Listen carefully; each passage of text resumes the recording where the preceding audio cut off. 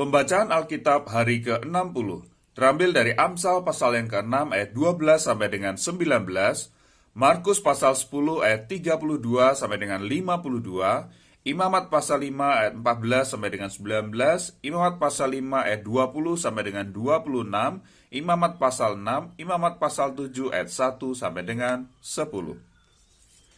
Amsal pasal 6 ayat 12 sampai dengan 19.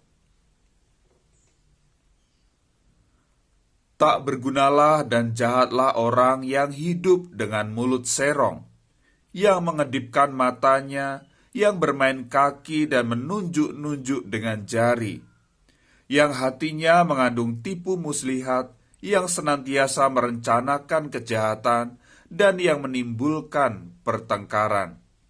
Itulah sebabnya ia ditimpa kebinasaan dengan tiba-tiba, sesaat saja ia diremukkan tanpa dapat dipulihkan lagi.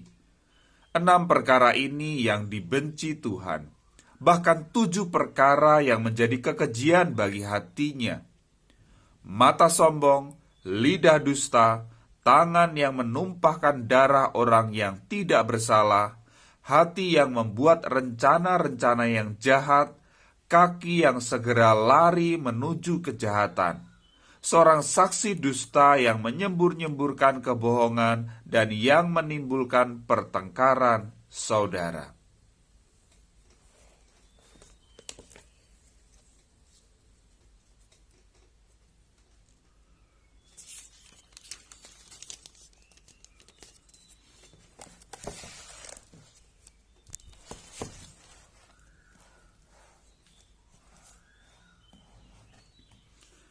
Markus pasal yang ke-10 ayat 32 sampai dengan 52.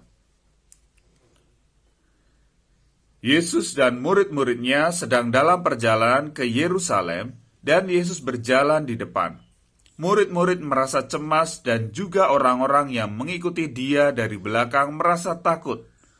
Sekali lagi Yesus memanggil ke-12 muridnya dan ia mulai mengatakan kepada mereka apa yang akan terjadi atas dirinya.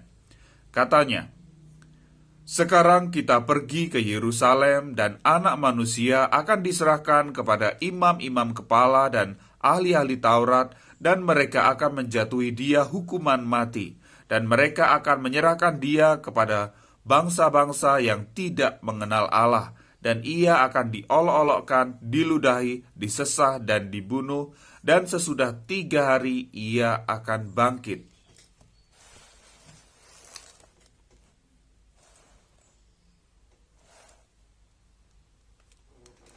Lalu Yakobus dan Yohanes, anak-anak Zebedeus, mendekati Yesus dan berkata kepadanya, "Guru, kami harap supaya engkau kiranya mengabulkan suatu permintaan kami."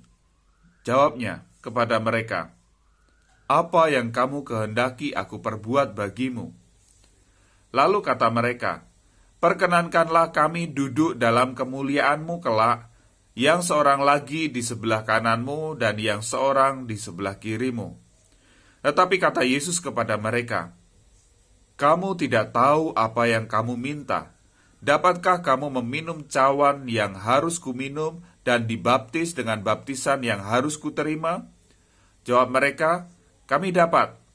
Yesus berkata kepada mereka, "Memang kamu akan meminum cawan yang harus kuminum dan akan dibaptis dengan baptisan yang harus kuterima.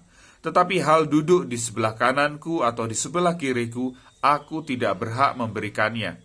Itu akan diberikan kepada orang-orang bagi siapa itu telah disediakan."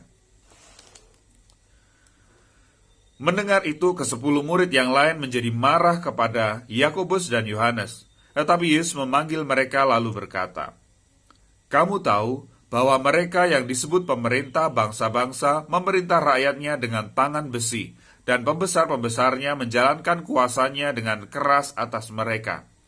Tidaklah demikian di antara kamu. Barang siapa ingin menjadi besar di antara kamu, hendaklah ia menjadi pelayanmu. Dan barang siapa ingin menjadi yang terkemuka di antara kamu, hendaklah ia menjadi hamba untuk semuanya. Karena Anak Manusia juga datang bukan untuk dilayani, melainkan untuk melayani dan untuk memberikan nyawanya menjadi tebusan bagi banyak orang."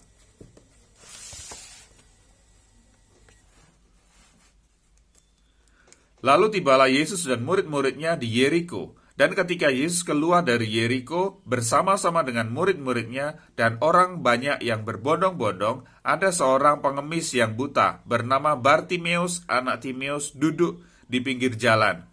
Ketika didengarnya bahwa itu adalah Yesus orang Nazaret, mulailah ia berseru, "Yesus anak Daud, kasihanilah aku." Banyak orang menegurnya supaya ia diam, namun semakin keras ia berseru, "Anak Daud, kasihanilah aku." Lalu Yesus berhenti dan berkata, "Panggillah dia." Mereka memanggil orang buta itu dan berkata kepadanya, "Kuatkan hatimu, berdirilah, ia memanggil engkau." Lalu ia menanggalkan jubahnya, ia segera berdiri dan pergi mendapatkan Yesus.